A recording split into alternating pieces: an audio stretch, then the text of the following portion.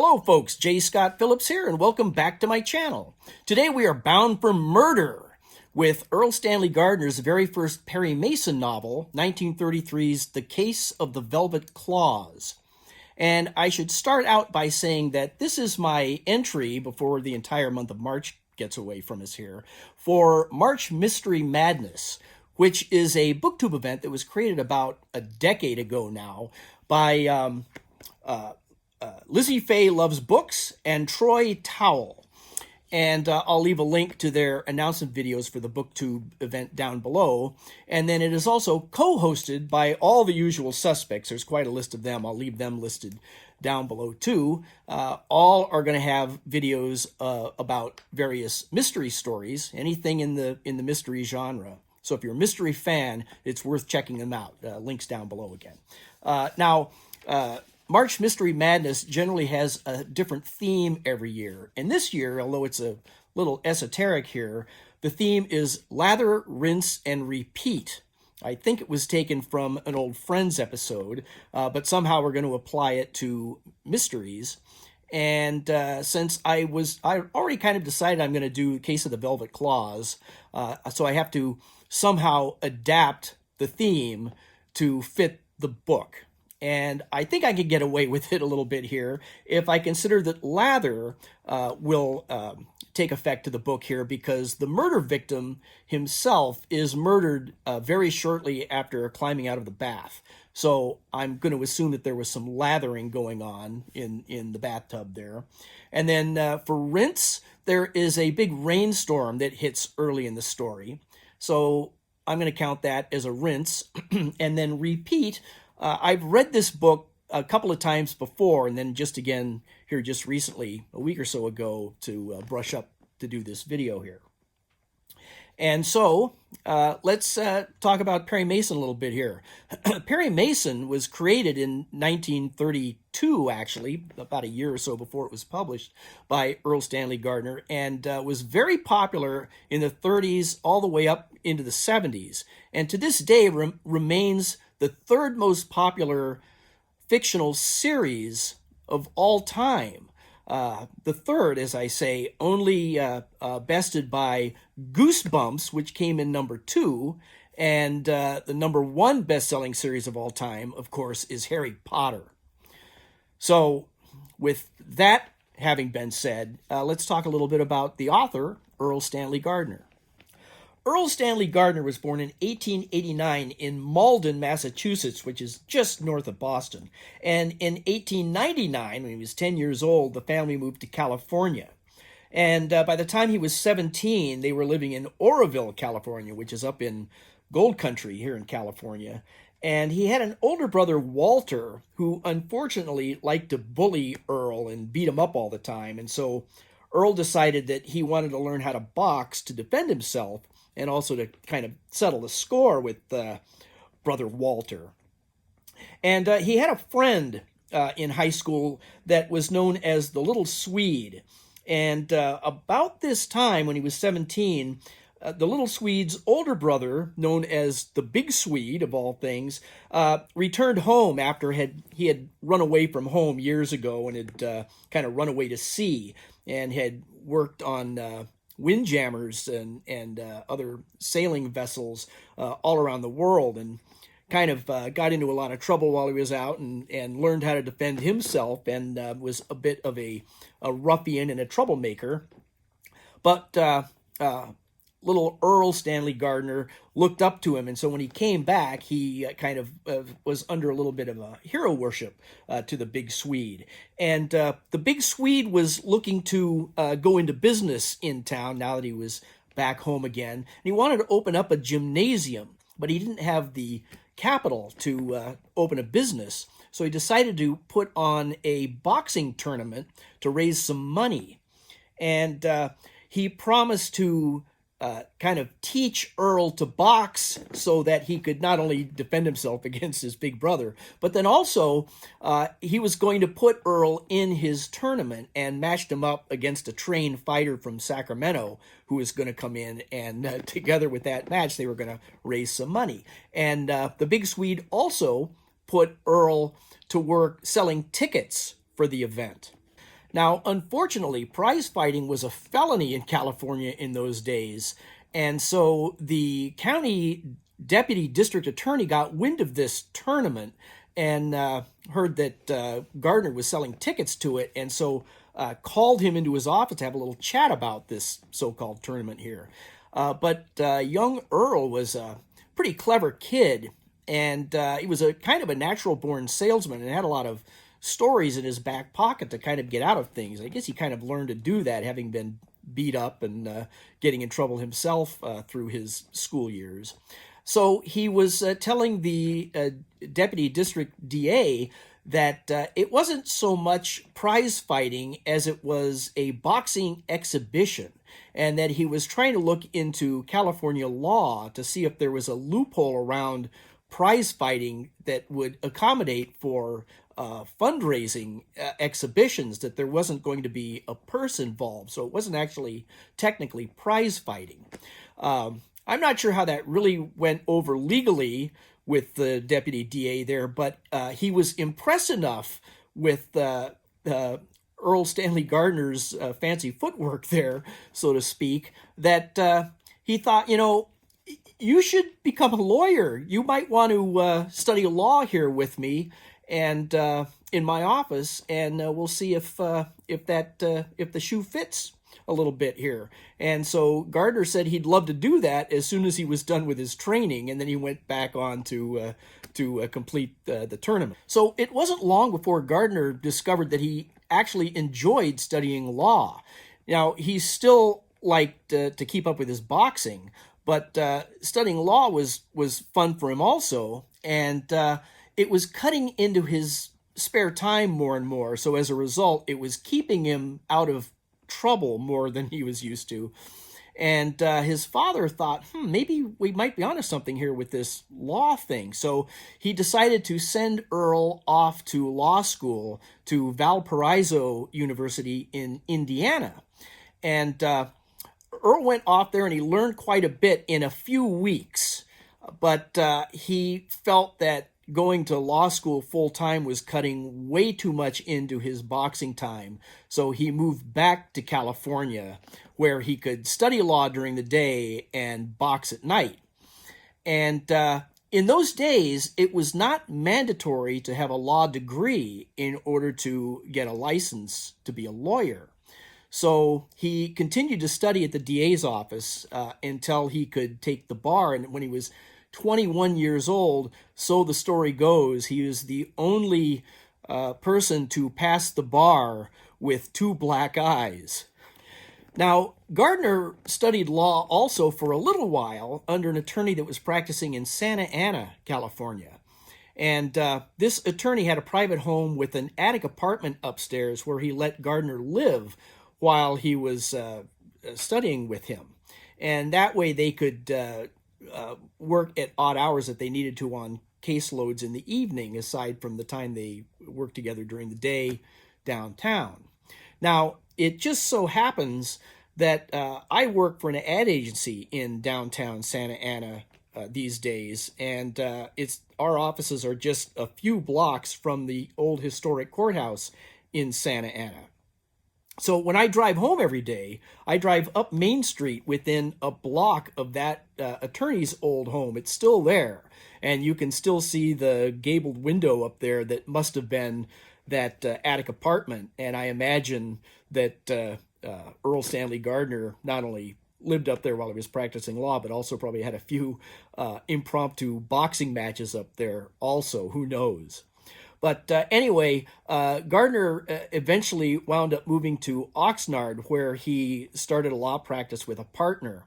And those 2 guys hired these 3 sisters to be their legal staff. And the oldest of the 3 sisters, Jean, wound up being Gardner's personal assistant. And they wound up getting married a couple of years after that. So I guess those 2 remained partners for the rest of their lives together. By 1921, Gardner was starting to think about writing because he loved practicing the law, but it was just taking up all of his time, and he wanted more independence. Now, he'd always felt that only the independently wealthy could truly be called independent.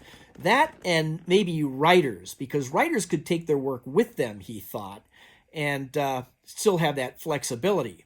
Well, he was not independently wealthy, so if he was going to take time away from practicing law, he wanted to do something that could earn him money and give him that flexibility. So he started to really consider writing. But he did not feel that he was a very good writer of fiction, but he did think that he could be a good plotter just because of his experience in court. He was often able to anticipate twists and turns that might come his way and have a plan B or a plan C to get around that or out of it if he needed to. And so he just felt that he could plot well and kind of maybe write stories with that particular talent. Now, until his writing improved well enough, he wanted to at least start getting into that, to start earning some of that flexibility. So he thought he would hit the pulp market first. He started selling a few mystery stories to Black Mask and adventure stories to Top Notch magazine, and he was an outdoorsman as well, so he tried his hand at westerns. And they were selling, but he was making $20 here and $30 there, not a lot, and so he realized that he was going to have to just crank up the machine here to turn out more stories quicker. What he had been doing is writing his stories out in longhand on those yellow legal tablets and then sitting down and typing them out and then sending them off to publishers. So that wasn't fast enough for him. So he increased his output by teaching himself to think at the typewriter. So once he was writing just straight into the typewriter, he could pull it out of there and send it right off to the publishers and save himself an entire step there. So he was selling, and that was working pretty well. And over the course of the next 9 years or so, he got pretty good at it and was becoming known as a kind of a fiction factory. And people were wondering, how are you doing so much of this so quickly? And it was just he was inventing ways to take shortcuts and to speed things up. Now, he wasn't practicing law as much during those years because he was just trying to get that foothold where the writing could sort of take over and fill in the financial gaps for him. But it still wasn't reaching that threshold for him, and he started to think that, the real money is not in these pulps, and he was getting well known enough and getting bought enough, he was selling enough to realize that maybe he was now a good enough writer to try writing a novel.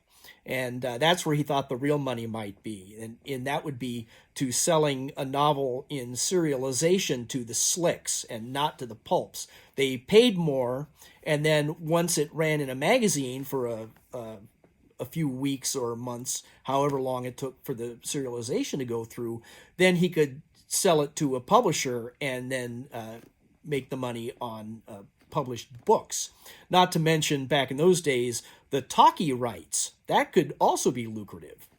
So in 1930, Gardner started to work on a novel that he titled Reasonable Doubt. Now, by this time, he was cranking out a full novelette every 3 days for the pulps. And that kept the money flowing in from a market that he had sewn up pretty well. But in doing that, he still was not able to find enough time to really focus on that novel. So he knew he had to come up with yet some other shortcut. What could it be? And then he had a stroke of genius. He realized that he'd been doing something for years for his legal practice that he could apply really well to his writing, and that was dictation. So he could either dictate it to a dictaphone or directly to his secretary, Jean, or his wife, Jean, by that time. And then while she was typing that up, he could be dictating the next story. And it worked. So he was able to finish Reasonable Doubt and get it typed up and sent to the publishers. Now, by this time, he had an agent, Robert Thomas Hardy. and Hardy started to sell it or send it out to the Slicks, hoping to get that serialization going according to plan. But it was not selling. It was going around and around and around and just getting nowhere. So he decided to try to sell it instead directly to book publishers. Now, while Reasonable Doubt was making the rounds, Gardner sat down and knocked out a second novel that he called Silent Verdict. And after a few rejections, William Morrow and Company accepted both books. Now, they were a pretty new publishing house at the time and were looking for new talent, so that was an opportunity for Gardner. But they wanted some heavy rewriting of both books. And then Gardner, coming up with another plan B again, hit on the idea of maybe combining the characters from both books. The first book had featured an attorney, and the second one featured a detective. So he thought, can he combine those characters and have them share in each other's books and start a series? And so the attorney of one book became Perry Mason, and the detective of the other became Paul Drake. Now, Morrow also liked that idea, but they felt that the titles were a little too esoteric for general readers of the day. So Gardner thought, okay, I'll come up with a series approach to titling these things, and each title will start with the case of, and then fill in the blank. So the Reasonable Doubt became the case of the Velvet Claws, and Silent Verdict became the case of the Sulky Girl, which was to be the second Perry Mason novel. Now, Morrow thought that if this is going to be a series, they wanted the end of each book to lead into the next book. And so there were two books already that they had to work with, so they knew the second one was going to be the case of the Sulky Girl. So on the last few pages of the case of the Velvet Claws, we have the Sulky Girl coming into Perry Mason's office to introduce herself and to set up that kind of a cliffhanger that would then lead the reader to waiting for that next book to come out. So that meant that before they could publish the case of the Sulky Girl, Gardner was going to have to come up with at least a title and a vague premise for the third book so that they could work that into the last chapter of the case of the Sulky Girl. On March 1st, 1933, The Case of the Velvet Claws, the very first Perry Mason novel, was published, and it was an immediate hit. It established Perry Mason as a powerful two-fisted attorney who, once he accepted a client, he would stop at nothing to protect and defend that client no matter what. And then also established Della Street, his girl Friday, as secretary, who was exceedingly loyal. Now, he based her on, to a great degree, on his own secretary and wife, Jean. Now, remember, she was the oldest of three sisters. So apparently, Della Street is based largely on Jean, but was also a composite of all three sisters together into the one character. And Della Street was extremely loyal. There was no romantic relationship between them, and there wasn't really any implied other than very surface stuff. They might go out dancing together or something like that, but there was no romance. But there was a loyalty between the two. Mason depended on Della, and Della would go to the ends of the earth to do whatever he needed her to do. Also established Paul Drake as the detective, the gumshoe. Now, early on, Perry Mason wanted to do all of his own detective work. But he would hire Paul Drake, who had a detective agency in the same building that Perry's offices were in, and then had agencies around the country, apparently, at least that he was affiliated with. And Mason used Drake more as kind of a messenger and a gopher than doing actual detective work. He just did a lot of the legwork for Mason, but Mason was doing most of the investigating himself. Now, the story is set, it's still Prohibition, and it's about his first client coming in. Now, it's not his first client. This is not the first Perry Mason story of any canon. It's the first in the series, obviously, but at the beginning of the series, Mason and Della Street have been working together for years, and they've got hundreds of cases already in the files. But here comes Ava Griffin, she introduces herself as, and she needs Perry Mason's help because she's running into trouble. She was out at a party drinking and gambling with a congressman, and Eva doesn't mention this yet, but apparently she's married, and there was a shooting at this party, and the police arrived. They're trying to sneak out, but they were spotted, and now she's trying to stop this kind of a seedy gossip tabloid magazine called Spicy Bits from running the story or blackmailing them. And so she is coming to see Mason to stop that from happening. It's not really a murder case at this point. It's just, what can you do legally to stop this blackmail from happening? And then all kinds of shenanigans ensue. But it's just a really great story. It's the first Perry Mason book that I ever read. I always tend to read things in order when I can. And when I was a kid, of course, the TV show was on. So I watched that. I felt when I was a kid that it was a little bit over my head and a little dry for me. But I understood who the character of Perry Mason was based on the Raymond Burr interpretation. Gardner's Perry Mason is a little more hard-boiled than that, and a little more kind of breaking some protocol in order to get things done. He would set things up, and he might do a little breaking and entering to find clues and things like that, but always came to a rightful conclusion by whatever means. He would do anything to prove his case. But when I started reading the books, I loved it immediately.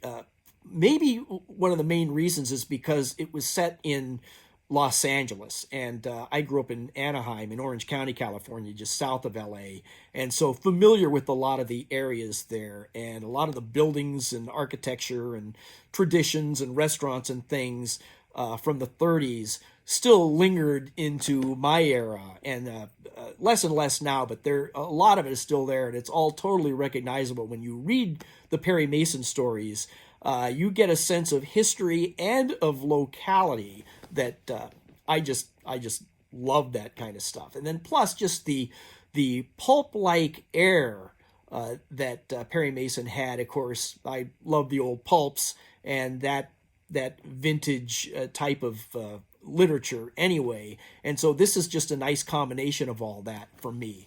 And one of the great things to me in this story here was just the relationship between Perry Mason and Della Street, and that loyalty. There's a lot more under the surface there as far as that goes. And at one point, when Eva Griffin comes in at the beginning of the story, she tries to warn Mason that she thinks she's up to no good. She doesn't trust this new client, and Mason should not get involved at all. She's going to get him into trouble. And she wasn't wrong about that. And she's trying to warn him, but of course, Perry Mason is, hey, she's got money. She's a paying client. She wants me to do this. I think I can do it. I'm going to do it, and no matter what. So whatever trouble we may get into, she's a paying client. That's why we're here. We get people out of trouble. That's our job. So get back to work. And she keeps trying to warn him. And at one point, she just gets so fed up with him that she's just very upset and kind of giving him the cold shoulder. And Perry Mason just keeps saying, "Trust me. You've got to trust me. You've always trusted me." He says, "She's up to no good. I don't trust her. I don't think you should be doing this. You got to get out of this. Get out of this." And back and forth like that. And the way that finally gets resolved is, I don't want to say it's heartbreaking, but it's very heartfelt in a way. And I don't think that the Perry Mason stories get that kind of a credit in a lot of cases for those sorts of relationships that they build in there, because I think often the impression is the characters are kind of surface characters. There's not a lot of depth to them necessarily. The story is really propelled by the plot twists and all that kinds of things. But there's a lot under the surface as well. And so I heartily recommend The Case of the Velvet Claws, as well as the Perry Mason series itself. All right, now, you might well know by now, if you've watched any of my channel, that one of the things I love to do on my channel is to talk about the artwork that was inspired by the stories we chat about here. And The Case of the Velvet Claws has a history over several decades now of several editions. So we're going to take a little spin down that timeline, but there are two artists in particular that I'm going to focus on. And so let's get started with the first edition of The Case of the Velvet Claws and the first artist that I want to go into a little more depth on. I had this cover up on the screen a few minutes ago, but as I said, it was published on March 1st, 1933 by William Morrow, and the cover art is by Leja Gorska. And she created a beautiful two-color illustration, a typical printing style of the day, where book covers, the dust jackets, were generally printed in one or two bold colors. And their intention there was twofold. One is that it was cheaper to print these books in one or two colors than anything in full color, which they often didn't have full color artwork or photography, anything like that in those days anyway. And then also was to give printed books a little bit more of a sophisticated or higher class appearance than the competition they had in the pulp magazines, which were usually more provocative in nature and generally full color. But the cover here is a really nice deco-esque, contemporary of the time rendering of what is probably the client Ava Griffin as she's introduced. It's her hand with the claw-like nails there, looking dainty but yet manipulative and deadly. And the velvet claws, that is a metaphor that Della Street came up with to describe this client that she just did not trust and thought that she would stab Mason in the back given any reason whatsoever. And she was not wrong, really. But don't worry, Perry Mason was going to defend her no matter what. Leja Gorska only created the artwork for the first Perry Mason book, The Case of the Velvet Claws, but it did establish a design style that William Morrow carried on for a lot of the following books in the series. These are the first 7 books for Perry Mason in the order of publication, and you can see that even by the 4th book, which was the Case of the Howling Dog, illustration on the covers had given way to photography, and that pretty much continued for a number of years afterwards, as does this general look here with the deco-esque lettering, those big blocky letter forms and all that, with the solid black background and the one-color accent popping out. These did very well on the book stands and were recognizable as 2 or 3 or more of these were coming out a year. Gardner was really cranking them out. And so that persisted for quite a while for the hardcover books. Now, if you have any children in the house, get those things out of the room right now, because we're going to take a look at our artist here, Leja Gorska. And just to warn you, she was not only an artiste of her day, but she was also a model and a dancer coming out of the Roaring '20s. So get those kids out of there right now, and I don't want to be responsible for any embarrassing questions you might have to answer. Okay? So here we go. I have taken some modest steps here to protect any lingering eyes, but Leja Gorska, our cover artist for the first edition of The Case of the Velvet Claws, was born in Austria-Hungary in 1897. And as I mentioned, she was a dancer and a model and an artiste, but she was also a photographer. And she was once married to and photographed by a well-renowned photographer of his day, Nicholas Marais, who famously photographed Frida Kahlo in the late 30s and 40s, and a lot of other celebrities of the day too, but that's another story. I usually like to show several examples of any artist's work that I talk about here on this channel, But unfortunately, Leja Gorska's artwork is pretty hard to come by, at least online. There may be tons of it out there, but I was only able to find this one example here on the far left of a book called Before March, and it's just a simple line drawing of a seagull, I believe. Now, it does say on the cover, drawings, plural, by Leja Gorska, so I'm assuming that there are other drawings inside the book that she drew.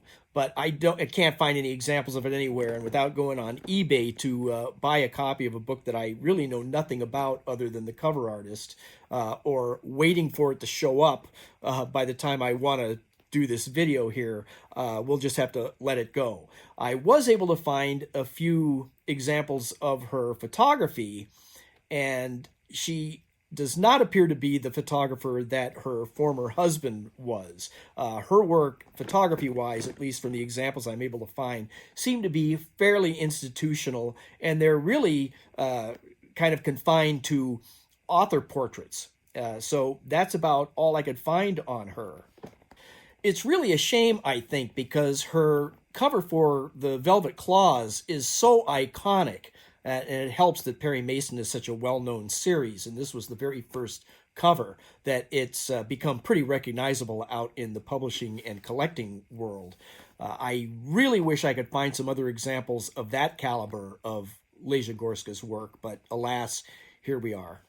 It wasn't until 1940 that the first paperback edition came out for the Case of the Velvet Claws, and it was published by Pocket Books, which was credited as being the first publisher of mass-market paperbacks in the United States.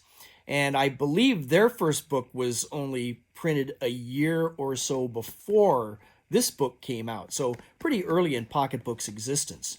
Now, it's credited to an illustrator only signed as Frye, and I can find very few examples, and none of them really significant, of any of his other work. And judging by what I can see here, his artwork was not, I guess we'll just say, influential.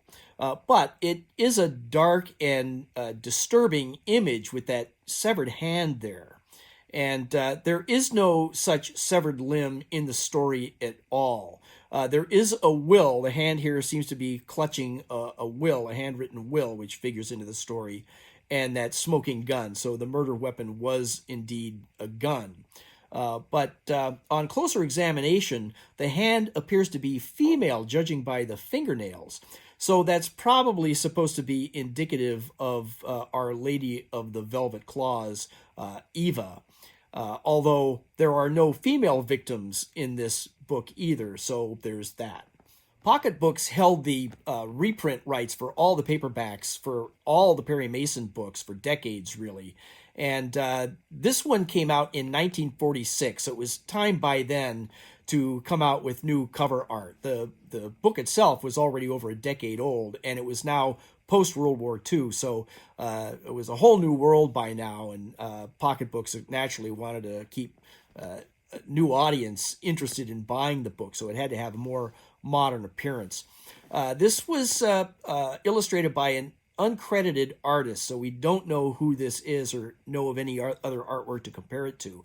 And at first look, you might think this is Perry Mason on the cover and maybe with Della Street, perhaps, but it's definitely not Della Street. It's absolutely got to be Eva, Perry Mason's client in this story. And I don't think that's Perry Mason. I believe that's Harrison Burke. He was the congressman that Eva was out with at that party, drinking and gambling during Prohibition, and during that first shooting where they are spotted and are on the verge of getting blackmailed and thereby hangs the tale. Now, if you notice, at first you might think they're holding hands on the table there, but he's really snuffing a cigarette out in the ashtray there. By the way, lots of cigarette smoking in this book. So it was the 1930s, even in the 40s, lots of cigarette smoking. By 1953, it was time for Pocket Books to update the cover art once again. And once again, it's by an uncredited artist, which is a shame, really, because it's a very nice illustration, I think, of Eva again. And whoever the name is, it's probably one we might recognize because it looks to be a sophisticated enough rendering that whoever did this was probably getting a lot of work. So we probably know their work from other examples. It's still admittedly somewhat generic, but it's really hard to pin down a particular style in a case like this or with just this one example. But I will say that whoever it is did not read the book, and I don't think the art director here did either, if there was one, because we know that the velvet claws belong to Eva herself and not this Nosferatu appendage that we seem to be looking at here. So that's a shame, but still, this cover itself has become an iconic cover for the Case of the Velvet Claws. It's easily and readily recognized by Perry Mason fans as one of the covers for this particular novel. And in fact, if you buy the ebook edition of this today, this is the cover that you get on the ebook. So it lives on in the popular culture for Perry Mason books. Now we come to the second artist that I really want to take a deeper look at here, and that is Robert McGinnis with his cover illustration for the 1963 paperback edition of The Case of the Velvet Claws. A full 30 years have gone by now since the first edition came out in 1933, and so we have a very early 1960s style cover. We've left behind the stark primary colors and the muted earth tones that we've had up until now, and McGinnis liked to work in bright colors, and so here we've got that rich secondary color purple background with the complementary yellow popping right out of that. And we see Eva here again, right? And she's been a brunette up until now, so now we get a blonde Eva, which I think is fine because I don't believe her hair color is ever described in the story itself. And blonde hair makes sense in this case because of that purple background. The blonde hair really pops out along with the type that says Perry Mason there. It's just a really nice cover. McGinnis always had a graphic eye. It wasn't just his lovely ladies that drew us in, although that was probably the major factor in selling so many millions of books that his covers managed to do. But he also had that graphic approach that really worked the flow of the eye, and his covers just looked great and jumped off the shelves in the bookstores and book racks and train stations of the day. Now, that frilly dress that she's wearing and the feather boa, that looks like something that she might have worn to that party at the beginning of the story when she's out with the Congressman Harrison Burke. I don't know if that's the sort of outfit that she might want to wear if she's trying not to get noticed, but she's reading that magazine there. That's probably a reference to Spicy Bits. That's the trashy gossip magazine that is featured in the story. Although if you look really closely, it doesn't say Spicy Bits on the flag on the cover there. It looks like it says sex. So thank you for that, Robert McGinnis. But that's the trashy rag there that is going to blackmail her, going to try to blackmail her and the congressman there, and that's why Eva hires Perry Mason in the first place. Now, let's take a look at the fantastic artist himself, Robert McGinnis. He was born in Cincinnati, Ohio in 1926, and he grew up on a farm near Cincinnati. And he got interested in art when he was just a little kid because he wanted to draw his favorite cartoon character, Popeye.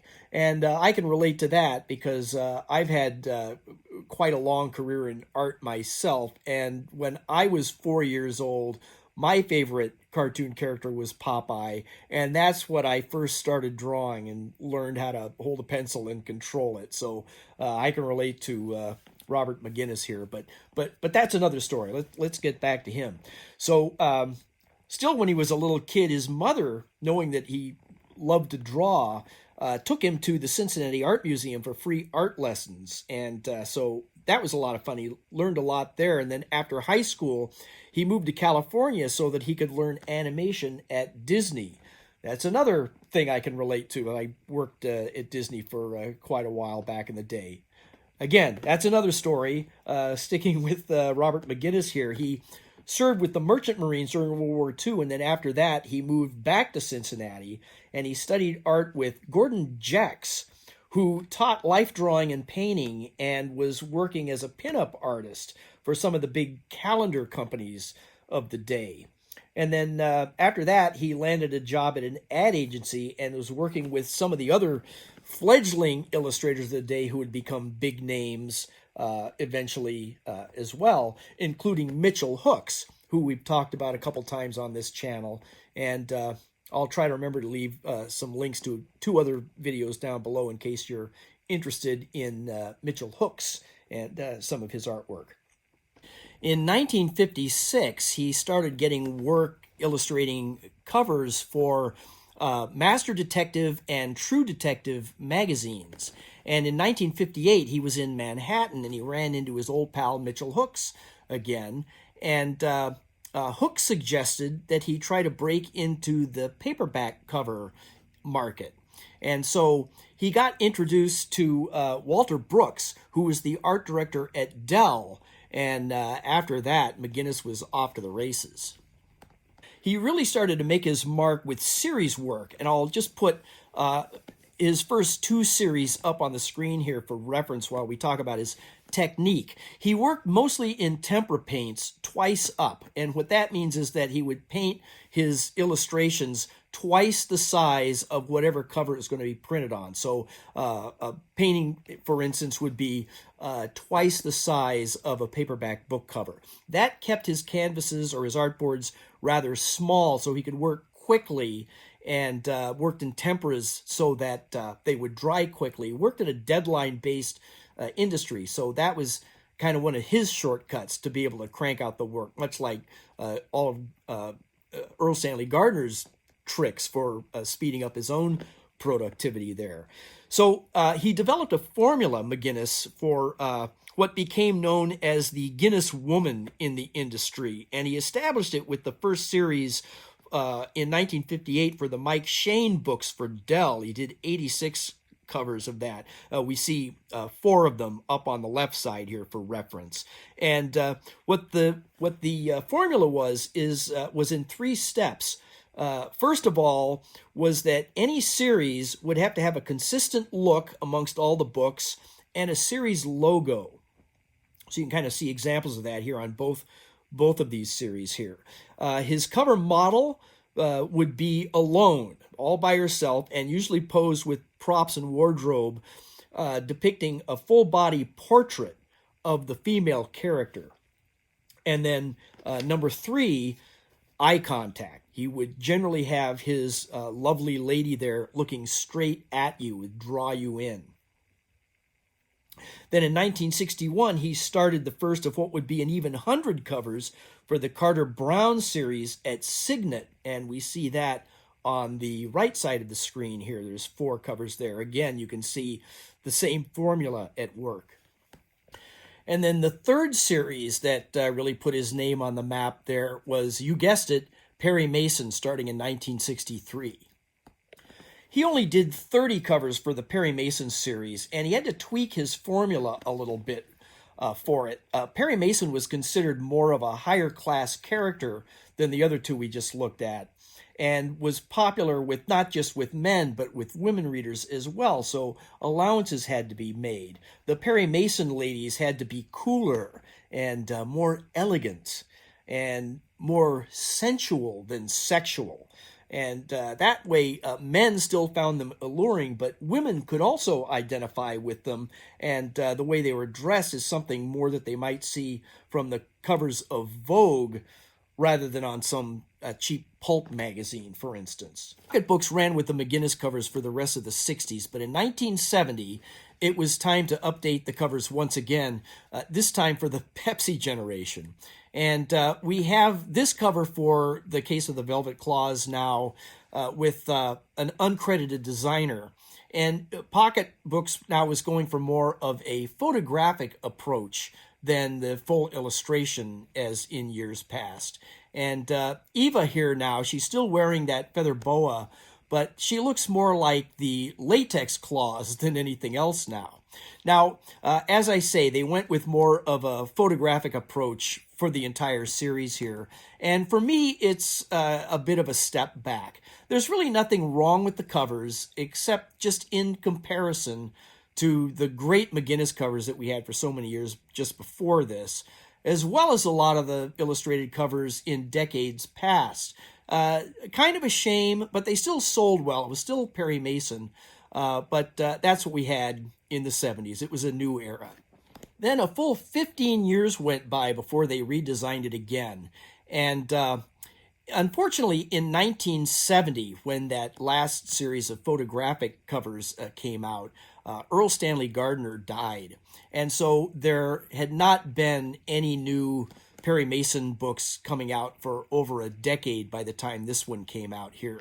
And so it was maybe, instead of trying to keep up to date with the new generation of readers, it was time to look at Perry Mason maybe with a little bit more of a nostalgic eye. So we have kind of a retro deco approach to the cover for the Velvet Claws this time. And we see the classic architecture in Los Angeles here. And it's an interesting cover, and it established a whole new look. The rest of the series of books in this era here all showed either a scene or a little still life or something that represented things in the story itself. This one, not so much. It's just buildings and landmarks of old Los Angeles from the 30s and 40s that we still recognize, but doesn't really have anything to do with the story itself of the Case of the Velvet Claws. So that's what we had for a little while there to end out the century. And again, Perry Mason now was not only looking but feeling a little bit more dated. Even though the style was kind of a neo-deco, it was still recognizing that Perry Mason was an older franchise. And that brings us right up to date with the most recent incarnation of the Case of the Velvet Claws. And we've come full circle now, after decades of always trying to redesign covers for a new generation of readers, until the passing of Erle Stanley Gardner and we started to go retro. Now we've come full circle, and we're going all the way back to a direct homage of the first edition, that iconic design by Leja Gorska that we started out with. Now, after that last run of pocketbooks that we just looked at, the Perry Mason series went largely out of print for years. But in 2015, very appropriately, the American Bar Association got the rights to reprint the Perry Mason line and started to republish them all under their Anchorwick imprint. And kudos to the art director, because they continued creating new interpretations of the most iconic or memorable Perry Mason covers down through the years. And just for comparison's sake here, I'm putting up on the screen the first 5 titles from the entire Perry Mason series. Now, these are not across the top the first editions. They're just the most recognizable or memorable covers of the series down through the years. And so you can see that all these different styles across the top have all been kind of boiled down to a really nice, clean, and bold interpretation of those same covers. And I think I probably still like the original illustrations of most of the covers in many cases. However, they don't unify as a single series like the Anchorwick books do. So I'm really happy with the way they have, first of all, that they're reprinting these in their entirety again, but that they've unified them in a kind of a modern interpretation of the original retro designs. Very nice. And if you were to buy a new print edition of any Perry Mason book now, these are the books that you would be getting. Now let's take a quick look back at all the cases of Velvet Claws that we had in U.S. editions down through the years, all taking place under the shadow of the Los Angeles City Hall building, or as most of us know it, as the Daily Planet building, where another Perry used to work. You can see as they scroll by that each new cover really kept the Case of the Velvet Claws modern in appearance to appeal to whatever the current audience was through the years. And until Gardner's death, that is, when we got that retro cover, acknowledging that the Perry Mason series was more nostalgic than modern by that time, until finally we get the complete throwback to the first edition. And looking at them all retrospectively, I think we have some really super artwork down through the years. And there you have it, folks. My thanks to all the hosts and co-hosts of March Mystery Madness. Again, I'll leave links to their channels down below in the description. And it was a lot of fun to compare the Cases of the Velvet Claws down through the years, especially the Robert McGinnis covers. It's a favorite illustrator of mine. I hope you like them too. Let me know in the comments down below if you have a favorite out of this group, or if you're a Perry Mason fan in general, or if there's another series that you like, or whatever else you might want to comment in relation to the video here. It'd be great to hear from you. And we'll chat again soon. And until then, thanks a lot.